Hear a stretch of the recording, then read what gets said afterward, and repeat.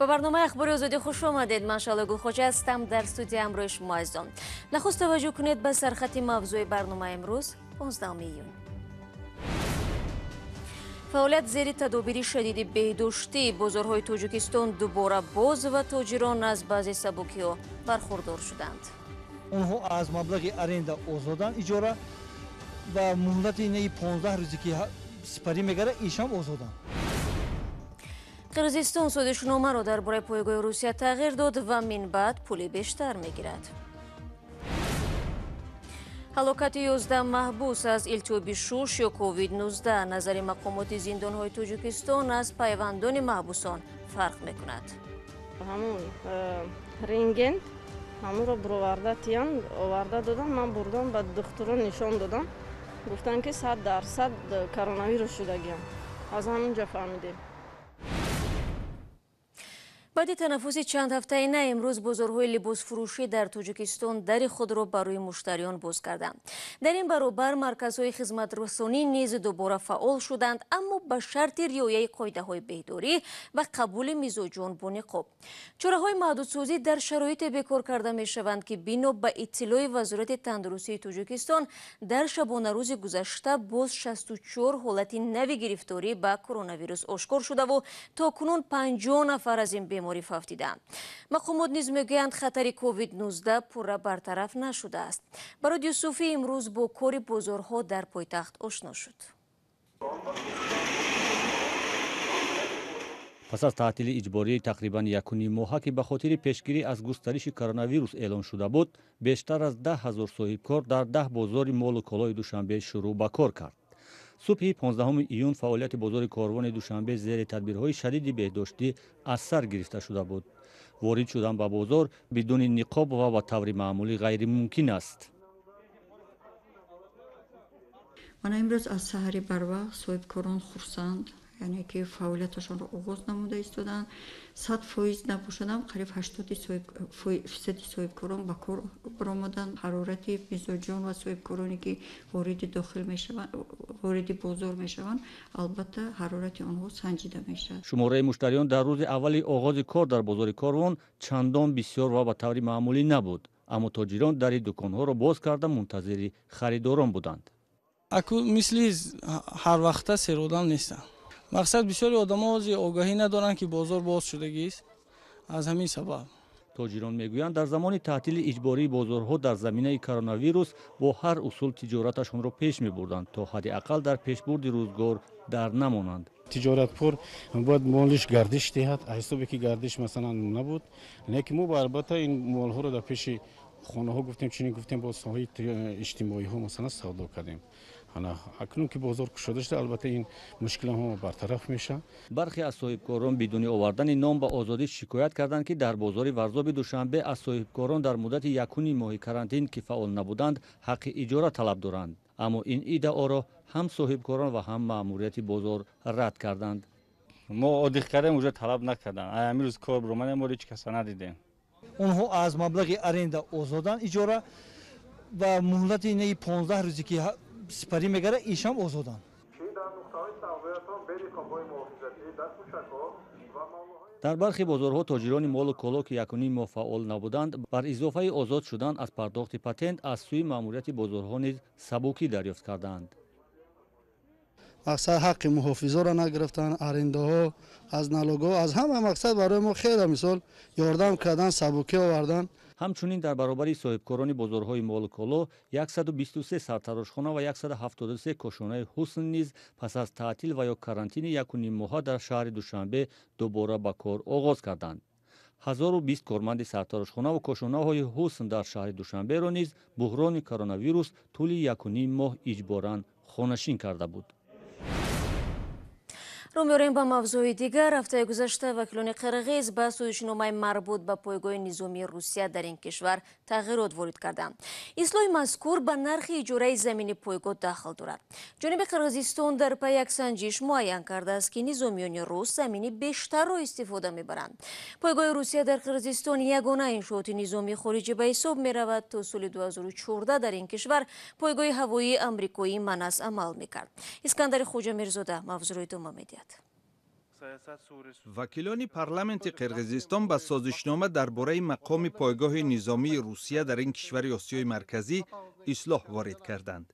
بر اساس تغییراتی که روز 12 ایون قبول شد، نرخ سالانه اجاره زمین پایگاه افزایش می‌یابد.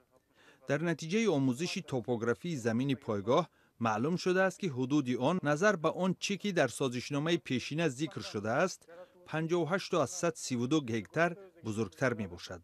به اطلاع مقامات قرقیزستان پایگاه نظامی روسیه در 924 از 152 هکتار زمین جایگیر است. بعد از تغییر رقم‌ها در سازشنامه قیمت اجاره سالانه پایگاه $291,600 بیشتر شد. تا این دم روسیه سالانه برای اجاره زمین پایگاهش در قرقیزستان $4,502,495 می سپارید.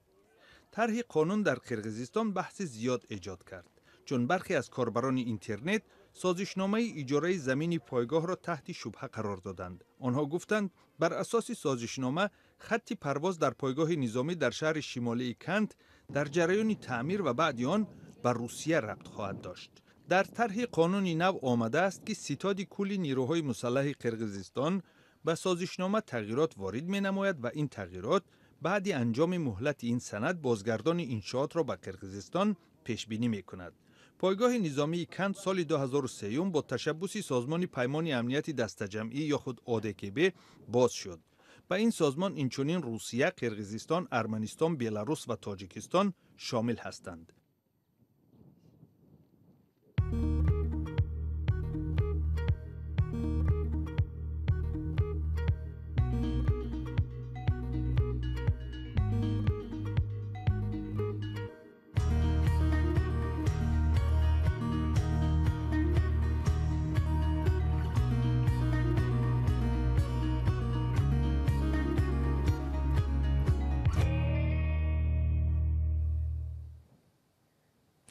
اخیراً پارلمان تاجیکستان به جانبداری یک بسته تغییرات به قانون رأی مثبت داد.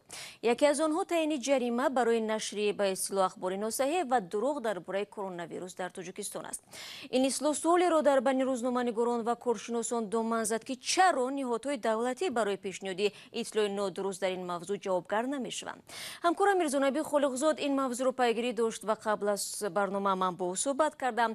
نخست پرسیدم که واکنش سازمان‌ها و پایگاه‌های ژورنالیستی جهان به این تغییرات چگونه بود؟ گزارشگران بدون مرز قرارگاهش در پاریژ تعیین جریمه برای به اصطلاح نشر خبرهای ناصحیح یا دروغ درباره کرونا ویروس را در تاجیکستان محکوم کرد.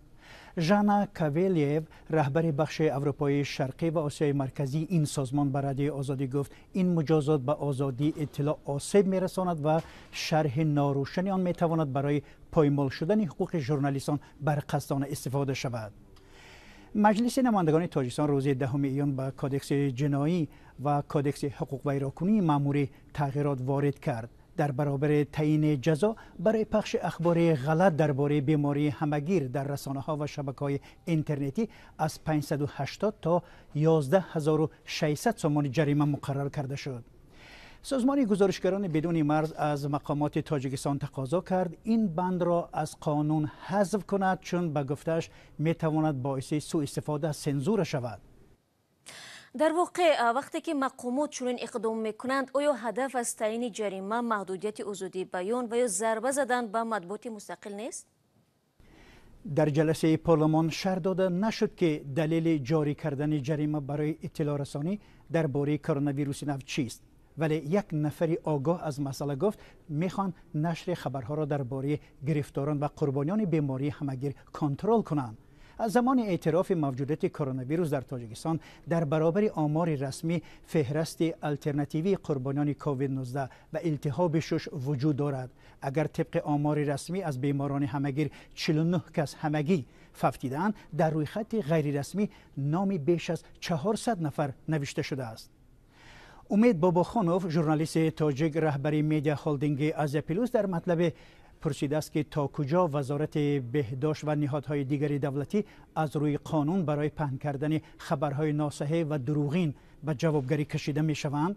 در اظهارات روز 5 می نمایندگی‌های دیپلماتی کشورهای اروپایی نقش مهم وسایط اخبار عمومی و روزنامه‌نگاران تاجیک به ویژه در مرحله پاندمی کووید 19 تاکید شده بود. حکومت تاجیکستان طی چند سال اخیر برای فشار به خبرنگاران مطبوعات مستقل بسیار تنقید میشنوند. سازمان گزارشگران بدون مرز ماه اپریل در شاخص نوی آزادی مطبوعات در جهان تاجیکستان را در میان 180 کشور در مقام 161 جای داده بود. سپاس میرزانبی خلقزاد بود که با ما صحبت کرد. در ادامه موضوع کرونا ویروس شماری از نزدیکان محبوسان در تاجیکستان را وضع پیوندانشان در زندان نگران کرده است. بخصوص بعد آنکه مرگ زندانیان از التهاب شوش مانند به کرونا ویروس به قید گرفته شد. مقامات از 31 مارس با دلیل پیشگیری از احتمال پنجشنبه کرونا ویروس ملاقات محبوسان با نزدیکانشان را در زندانها موقتا منع کردند. نمایندگان سازمان‌های بین‌المللی نیز برای آموزش وضع به محبس‌ها راه نمی‌یابند. در این باره تلویزیون نستایشی وریمیا گزارش تهیه کرد. از آغاز ماه می و بعد از آن که مقامات موجودیت کرونا ویروس را در کشور تصدیق کردند، 11 محبوس به نشانه‌های مانند به این بیماری فوتیدند. اما مسئولین اداری زندان‌ها میگویند مرگ این محبوسان نه از کووید 19 بلکه از التهاب شش یا پنیومونیا بود. رسانه‌ای شدن خبری بیماری محبوسان در پس منظر پاندمی نگرانی نزدیکان زندانیان و حامیان حقوق را به میان آورده است. در سرریاست اجرای جزای جنایتی تاجیکستان فوت 11 محبوس را در زندان‌های کشور رد نمی‌کنند. در این باره نزدیکان محبوسان فوتیده خبر دادند، ولی مسئولین اداری زندان‌ها مبتلا شدن محبوسان به بیماری کووید 19 را رد می‌کنند. با باوری مقامات سری وقت منع کردن ملاقات محبوسان با نزدیکانشان سبب شد از وارد شدن ویروس به زندان‌ها جلوگیری کرد. همین ما چی میگن رنگین کردیم، همش همون پنیومونیا برآمدگی هستند. از محبوسان بیمار تست سنجشی گرفته نشده است و تنها با تشخیص رنگینی اکتفا کردند. نزدیکان برخی از محبوسان به این گفته‌های مقامات درباره نبودن کرونا ویروس در زندان‌ها شبهه دارند. پیوندان رحمت الله رجب عضو زندانی حزب در تاجیکستان ممنوع نهضت اسلامی که در زندان رقم 1 ادای جزا می‌کند ادعا دارند که پدرش محض به بیماری کووید 19 گرفتار و صحت شد. من از دکتر زندان طلب کردم که همون رنگن همون رو برآورده تیان آورده دادن. من بردم به دکتران نشان دادم، گفتن که 100% کرونا ویروس شدگیم. از همونجا فهمیدیم. کی حق است؟ نزدیکان محبوسان یا مقامات اداره سرریاست اجرای جزای جنایتی؟ دقیق کردن وضع تقریبا ناممکن است. نه حامیان حقوق از داخل و نه سازمان‌های بین‌المللی نمی‌توانند به زندان‌های تاجیکستان راه یابند. اطلاع درباره وضع زندان‌های تاجیکستان در شرایط کرونا ویروس اساساً از صحبت‌های مقامات و تماس‌های محبوسان با نزدیکانش می‌رسد. در آستانه سفر هیئت سازمان جهانی تندرستی به تاجیکستان، نمایندگان جامعه شهروندی خواستند تا نمایندگان سازمان جهانی تندرستی از وضع زندان‌ها دیدن کنند. اما نمایندگان این سازمان ظاهراً به زندان‌ها راه نیافتند و مسئولین این سازمان هم نگفتند که سبب این کار چه بود.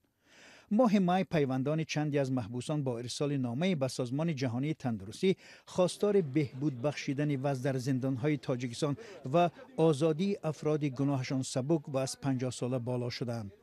مقامات تاجیکستان در پاسخ به این دعوت‌ها گفتند وضعیت به اندازه نیست که نزدیکان محبوسان تصویر می‌کنند.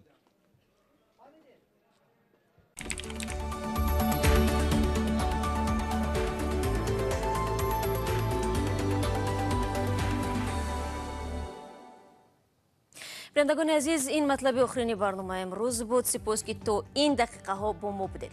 تا صحبت بعدی میتوانید از وبسایت رادیو آزادی زیر نشانی www.azadi.org استفاده کنید. نوارای جالب در آزادی ویدیو کانال ما در یوتیوب همیشه گذاشته می شود.